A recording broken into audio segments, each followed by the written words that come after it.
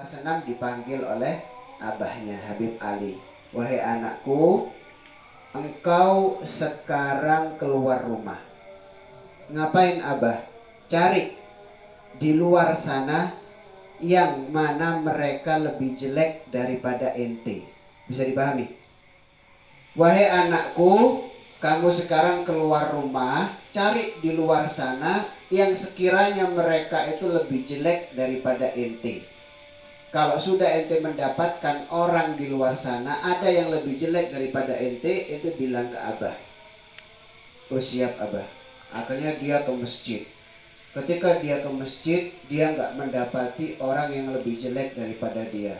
Dia ketika melihat orang tua, oh ini umurnya lebih tua dari saya, hidupnya lebih lama, insya Allah pahalanya lebih banyak. Ketika melihat anak yang lebih kecil, oh ini masya Allah masih kecil, hidupnya lebih sebentar, berarti dosanya lebih sedikit. Sudah di masjid ini semuanya orang baik dan saya yang paling jelek.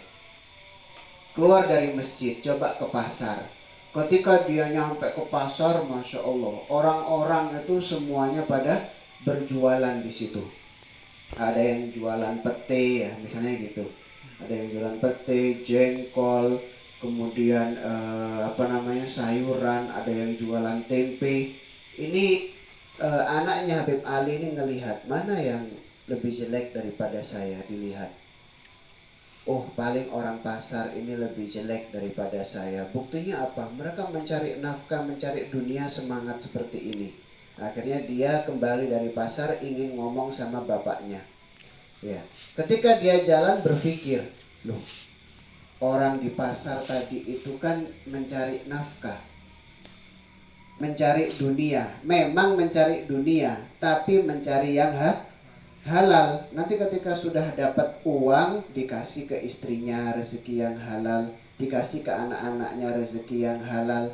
Berarti mereka selama di pasar berjualan mendapatkan pahala jihad. Sementara saya umur 12 tahun belum mendapatkan pahala jihad. Akhirnya dia mengatakan orang pasar itu masih lebih baik daripada saya.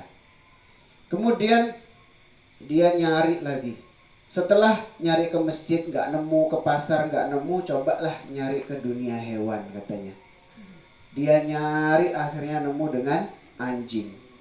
Ketika dia melihat anjing, anjing itu hanya bisa menggonggong, kemudian rebutan makanan sama teman-temannya yang lain. Ada daging kecil dibuat rebutan, bahkan ada anak kecil yang mengganggunya dikejar. Pokoknya hidupnya itu ngawur sudah anjing ini, gigit sana gigit sini.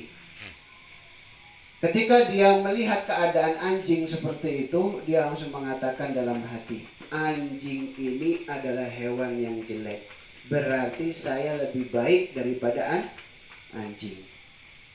Akhirnya ketika dia pergi dari gerombolan anjing itu, dia sambil mikir, loh iya, anjing ini kan hewan, dia nggak wajib beribadah kepada Allah. Anjing ini seandainya mati langsung jadi debu, nggak ada yang masuk neraka.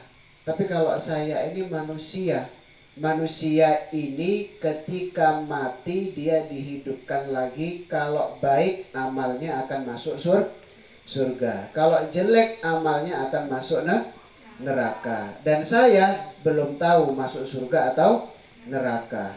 Kalau saya meninggal dalam keadaan amalnya baik, masuk surga. Pada saat itu saya lebih baik dari anjing.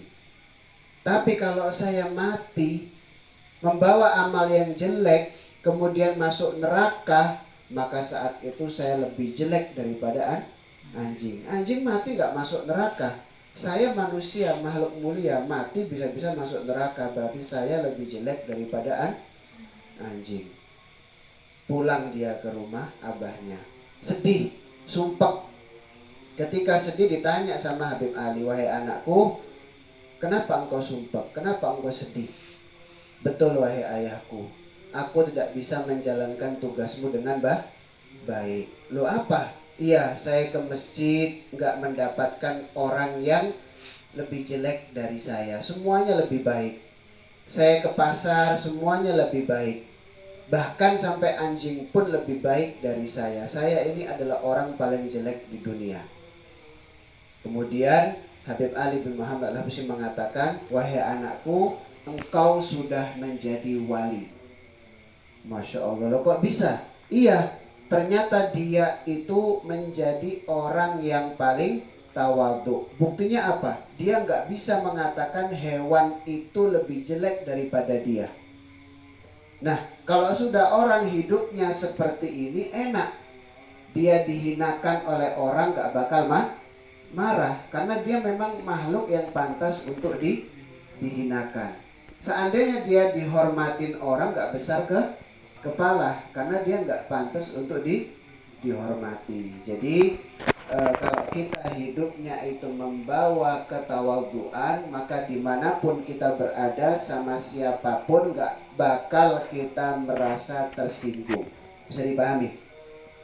Ini padahal umurnya masih 12 tahun. Nah kalau sekarang kan Masya Allah ya, diganggu dikit bahkan ada istilah senggol bacok. Masya Allah ya. Senggol ya balasannya senggol lagi. Ini senggol bacok. Masya Allah, apalagi kalau dibacok, apa namanya balasannya cincang kan gitu. Nauzubillah min dzalik.